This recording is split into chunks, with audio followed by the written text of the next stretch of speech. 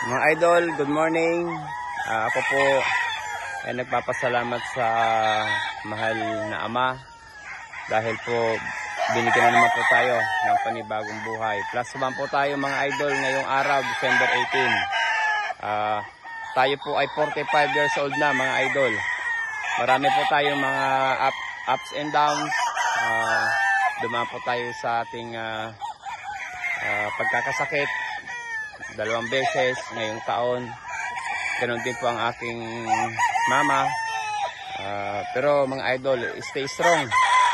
At masaya pa rin po tayo dahil hanggang ngayon po ay tayo ay binigyan pa rin po ng malakas na pangangatawan at nakarecover na din po mga idol.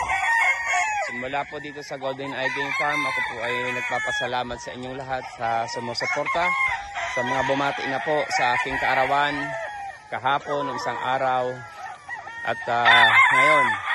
So meron po tayong mga sorpresa din po para sa inyo mamaya mga idol. So, magandang umaga.